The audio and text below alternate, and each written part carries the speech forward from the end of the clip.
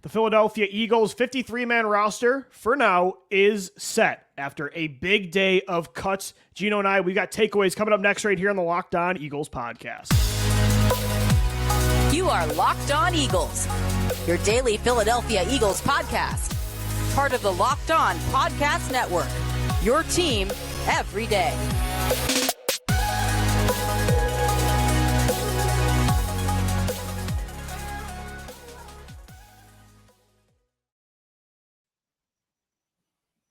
For making Locked On Eagles your first listen each and every day. Welcome in, Eagles fans, to a Tuesday edition of the show. Shout out to our everydayers for making us your first listen Monday through Friday right here on the Locked On Podcast Network, your team every day. Today's show is sponsored by Game Time. Download the Game Time app, create an account, and use the promo code LOCKEDONNFL for $20 off your first purchase. Last-minute tickets, lowest prices guaranteed at Game Time. General Manager Howie Roseman's been busy the last 24 to 48 hours breaking this roster down from 90 to 53 players. He just got done with the media. Gino, the roster is set. We're going to break it all down. There were definitely some surprise cuts, some things that we predicted, even though I didn't really expect it.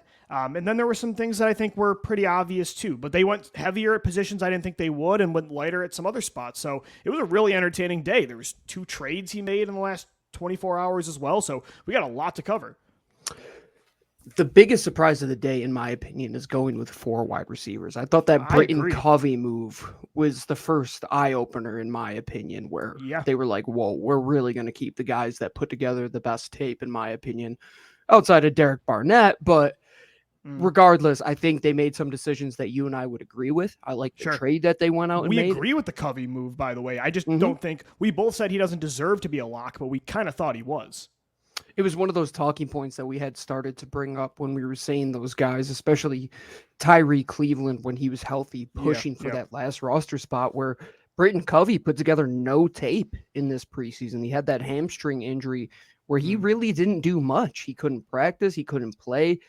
The NFL, it's what have you done for me lately? And right now they trust those 4 guys, especially with what Zacchaeus can bring you. They bring in Albert O from the Broncos to keep 4 tight ends. I think that's the recipe that they want to go with. They want to go with more 12 personnel. You'll see more running backs involved with 21 personnel. And they're going to go with the big guys up top and AJ and Devontae. Exactly. And those guys are a 2-headed dragon that nobody wants to deal with right now. Well, and Gino, I think, again, they're going to use way more 12 this year. I love the trade for Albert Okwuegbunam. Got the name right first time. Bang on. That was Alberto. Proud of myself. Gino had to tell me how to say it before the show, so I'm not going to take full credit. But yeah, a great trade. The Eagles acquire Alberto and a 7th-round selection for a 5th-round pick. He had a monster 6th-round pick, excuse me. He had a monster preseason game the other day, 7 catches for 109 yards and a touchdown. He's a crap blocker right now for sure when it comes to effort, but he's such an upgrade when it comes to pass-catching tight ends. I was just surprised that they also kept Grant Calcaterra and Jack Stahl. The fact that they're running 4 tight ends, at least for now because they don't have a punter, maybe that's the position that they do cut when they add another punter to this roster, but for now, I think that was a surprise, them keeping 4 tight ends and only 4 receivers.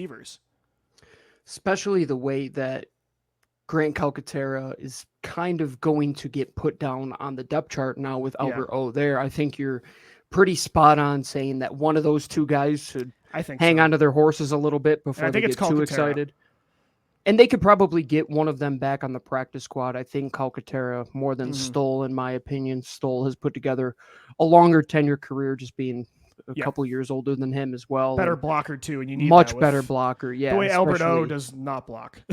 No, not whatsoever. And I think he put together a great preseason game to show off what I think he had shown in the couple seasons before that, where the Broncos didn't have a great team, and he was kind of that one diamond in the rough for a little bit. He living here in Denver, he was almost like that Greg Ward type of folk hero where everybody fell in love with this guy because he was the one shining light when they had a bad team. And I think that's an excellent move, and you're moving minimal value to get a guy who can step in right away and already be better than what you had at the other 2 tight end spots, to a point where you're okay even keeping 4 wide receivers because you believe that much in this guy, where maybe they thought that Dan Arnold could be that guy. Maybe Tyree Jackson could be that guy. Well, Howie said, I'm not even going to let this guy go to waivers. I'm going to go out there. I'm just going to do a pick swap, something he's done time and time again.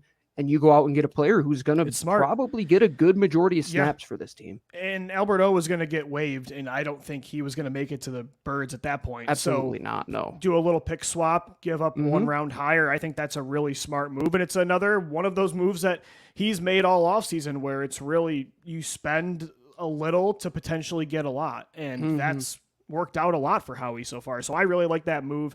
And as you mentioned with, Britain Covey, he definitely got better as a returner in the second half of the season. I think his numbers lie a little bit, but he definitely improved. But with Z being able to return kicks, I think Boston Scott can as well. You have potentially Devin Allen squeaking back onto the practice squad. I think he's a better returner than Covey. I think it's fine for now keeping 4 receivers. There just wasn't a guy I said worth keeping for 6, like Joseph Nagato wasn't worth it, Tyree Cleveland.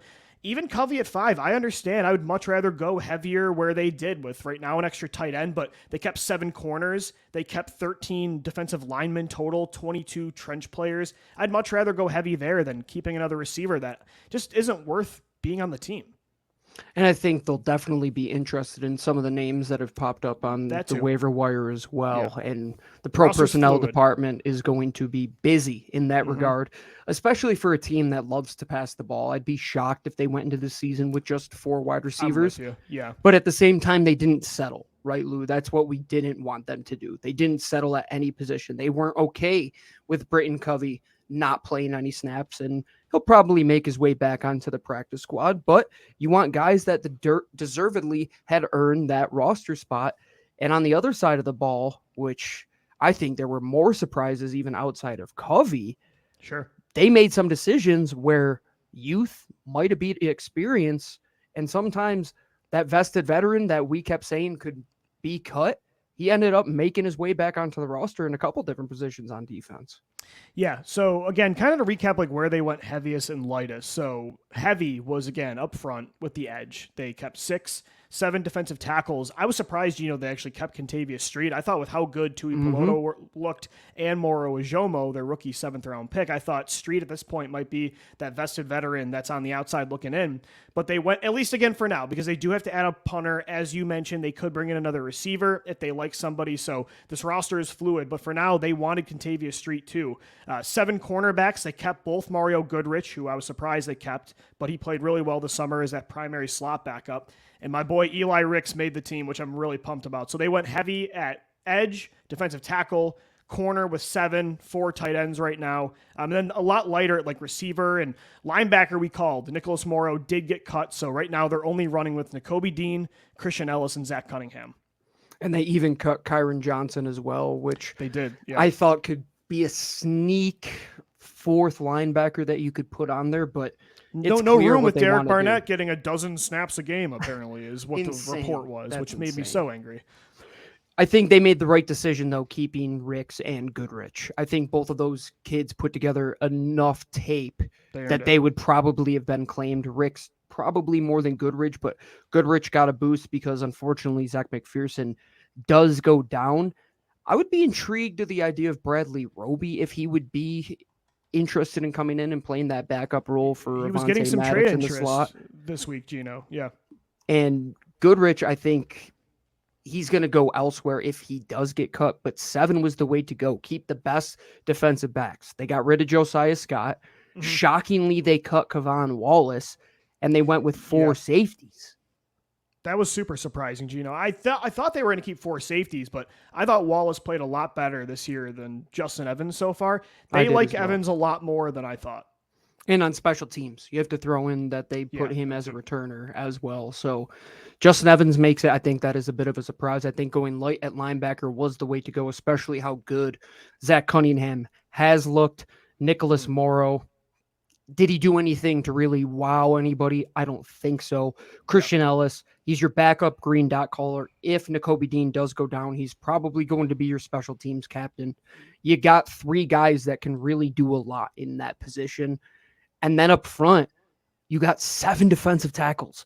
I thought there's no way they're going to be able to keep Contavious Street, who both you and I have liked on this roster. But now you talk about our show yesterday where we were talking about the edge position.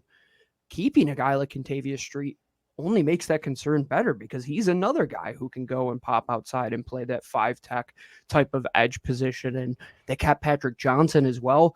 Howie Roseman made it clear. They're going to go heavy at the positions that they value on the defensive line. That's going to be the MO of this team. Excuse me. If we have to go to light at linebacker and safety to sacrifice that, we're going to do that because that's the way that we got to where we were last year, and we want to continue to do that going forward. For sure. We'll continue to break down the 53-man roster for the Birds coming up next right here on Locked On Eagles.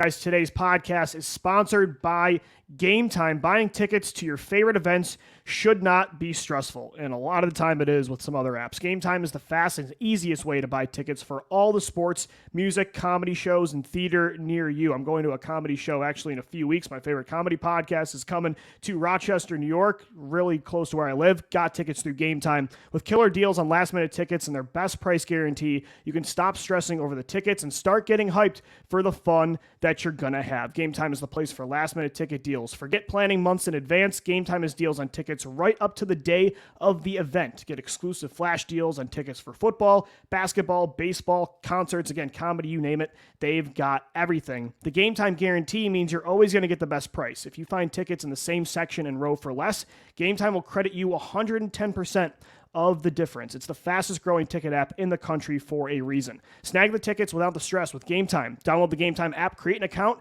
use our promo code LOCKDOWNNFL for $20 off your first purchase. That's huge. Terms apply. Again, create an account and redeem the code LOCKDOWNNFL for $20 off. Download Game Time today. Last minute tickets, lowest price guaranteed. All right, Eagles fans, we're continuing on this Tuesday edition of the Locked On Eagles podcast. Shout out to our everydayers for making us your first listen each and every day, Monday through Friday. Gino, Howie Roseman breaking down the 53-man roster today from 90 to 53. Kind of got into a lot already, like where they went heavy, where they went light, some surprise cuts they made. Was there anybody you were surprised that they kept?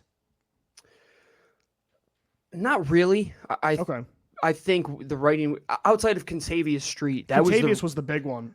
That was the one that kind of shocked me, not because of his play, but because of the numbers element to it. I think Teron Jackson, Janarius Robinson, we saw the writing was on the wall with them. I thought Janarius was going to squeak in, man, but he did not. It would have been nice. I thought they were going to keep 5 safeties, which would have probably had them go lighter on the defensive front.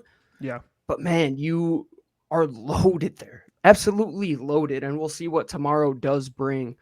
But with as good of play as Morrow Ajomo had and Contavious Street, who this team values highly because he's on the 53. And Andrew DeCecco, good friend of the show, even mentioned that this team looks at him in a higher light than I think people outside the building do. And those are your 5th, 6th, 7th guys. Those are the decisions we had talked about, which were going to be difficult. You went light at linebacker. Easy decision, in my opinion. Safety, you didn't force the need to keep 5. That's a pretty easy decision. Same with wide receiver, in my opinion. And we'll see what happens if they go lighter at tight end tomorrow.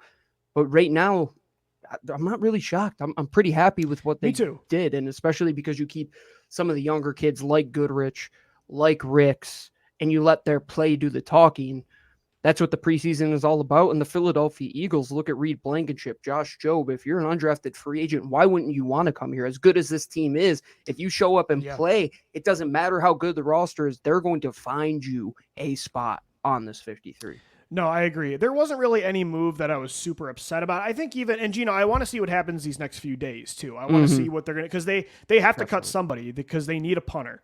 The fact that Andrew Sipos is gone, Aaron Sipos, excuse me, I already forgot the guy's name. So huge that we didn't even mention that yet. I mean, the fact that Howie let him go is crucial. He was so bad last year in the playoffs. He was so terrible this summer.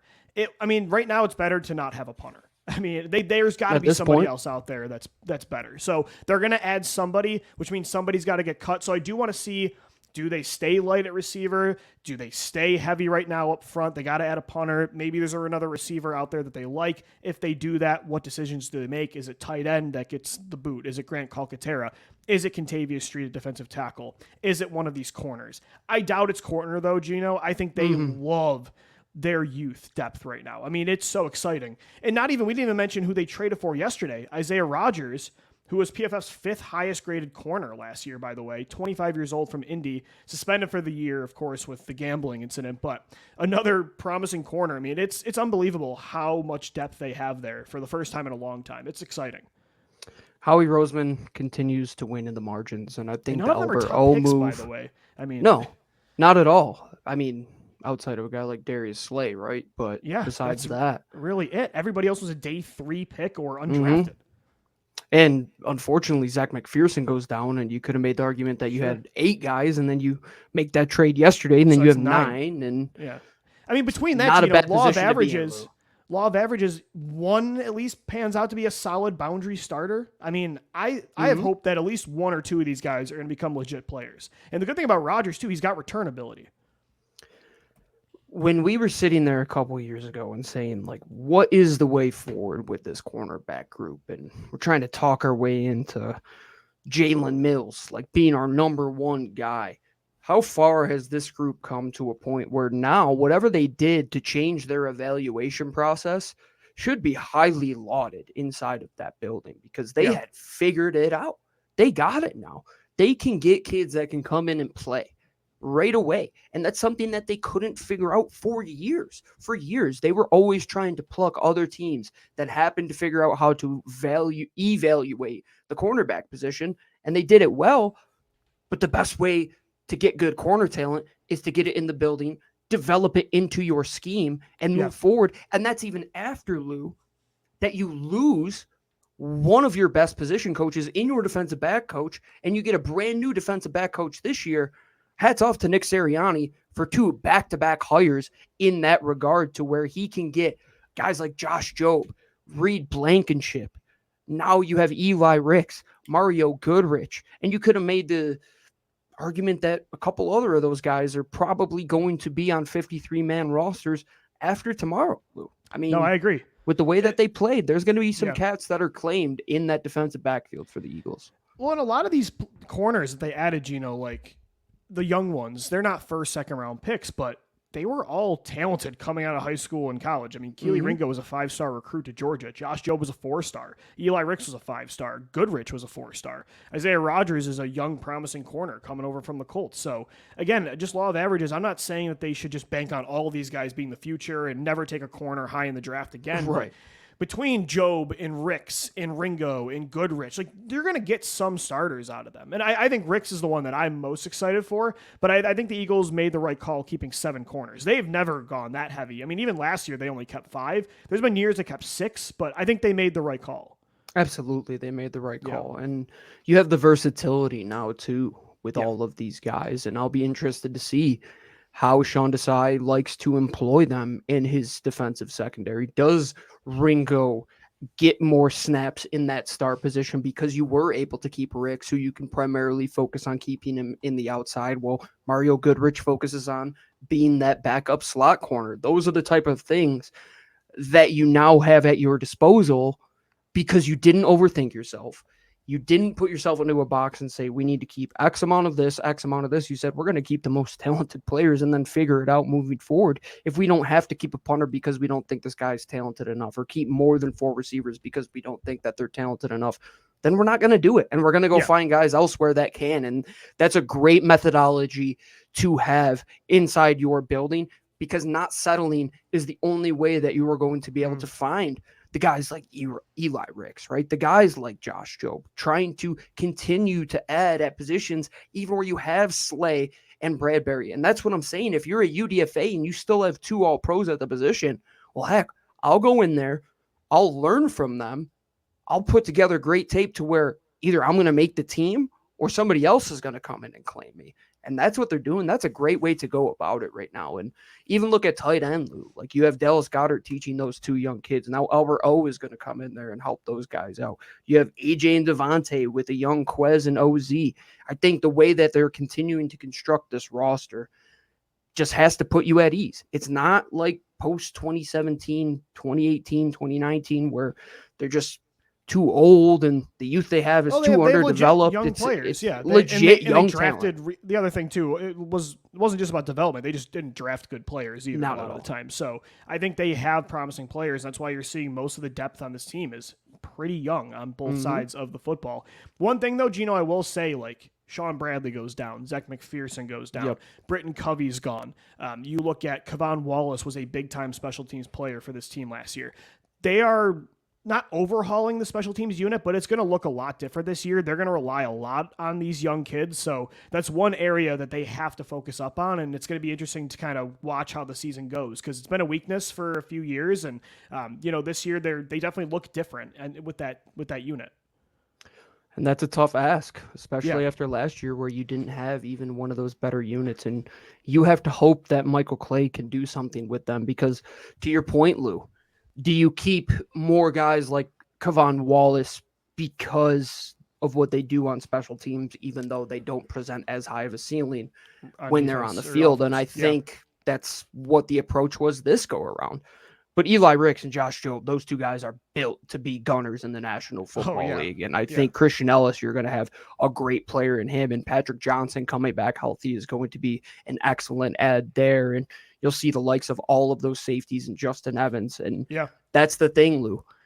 Do you want to keep a guy because he can contribute on maybe 6 or 7 special teams plays, or keep a guy because he could contribute on 15 to 18 plays on defense? Or I guess it depends. Forward, right? Like, it depends on the position. It depends on the situation for sure. I tend to lean more on what he can do for me eventually on offense and defense, and then hope he's a good special teams player or develop him into that guy. Because you also have other, like you mentioned, Justin Evans, Sidney Brown will probably contribute on special teams early on. I think there's guys still on this team, but it's a middle ground. There's a balancing act because you can't ignore it, but at the same time, you do want to prioritize the other 2 spots. So it'll be interesting. I think the other part too, when it comes to like returners, we mentioned, Zacchaeus is still here, but Trey Sermon also released. He was somebody they were using at kick returner in the preseason.